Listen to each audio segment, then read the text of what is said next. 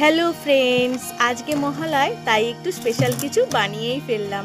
আর এই রেসিপিটার নাম হলো চিকেন দারবারি। যেটা একবার খাবে বারবার তোমার হাতেই খেতে চাইবে, আর তোমাকে তো ভুলতে পারবেই না, তোমার দুয়ারও ছাড়তে চাইবে না। তা দেখে নাও রেসিপিটা কেমন করে আমি তৈরি করলাম। চিকেনটাকে ভালো করে আগে ধুয়ে নিয়েছি, তারপর ওটা সাইড করে রেখেছি। আর এখানে বেরেস্তার মতো করে পেঁয়াজটাকে কেটেছি, আর তার সাথে টমেটো আর আদা রসুনটা ছাড়িয়ে পরিষ্কার করে রেখেছি। আর এখানে মশলাটা দেখে নাও তোমরা, লবঙ্গ, গোটা ধনে, কালো গোলমরিচ, মৌরি, শাহি জিরে, দুটো দালচিনি, 4টে ছোটো এলাচ আর 10-12টা মতো কাঠবাদাম আর কাজু বাদাম। এগুলোকে আমি গরম করে নেবো, বেশ কম আছে, একটু ভালো করে গরম করে। যেই কটকট করবে তখনই আমি ওটাকে মিক্সারে দিয়ে মিক্স করে নেবো। আর এদিকে আমি এই যে মিক্সারে দিয়ে দিয়েছি, বেশ কটকট করছে। এবার আমি এদিকে সর্ষের তেলের মধ্যে পেঁয়াজটাকে বেরেস্তার মতো করে ভেজে নিয়েছি। বেশ ঝুরঝুরে হলে ওর মধ্যে জল অ্যাড করে দেবো, আর লঙ্কার গুঁড়ি আর হলুদ গুঁড়ো দিয়ে আমি একটু কষিয়ে নেব।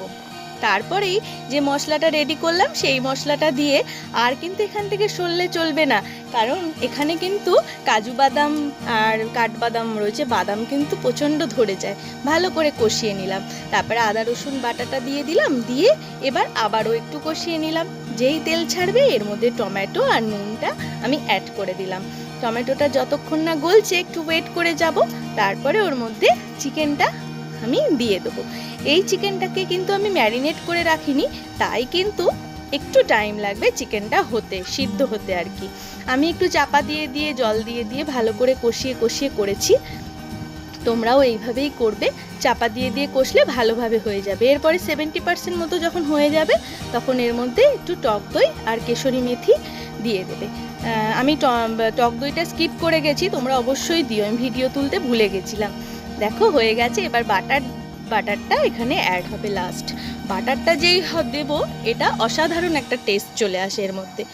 আর তোমরা খেয়ে দেখো আর খাইয়ে দেখো, তোমাকে তো অবশ্যই ভুলতে পারবে না, আমি গ্যারান্টি নিচ্ছি। আর আমার রেসিপিটা কেমন লাগলো অবশ্যই তোমরা কমেন্ট করে জানিও, আর ভালো লাগলে একটু শেয়ার করো, লাইক করো। কেমন? টাটা।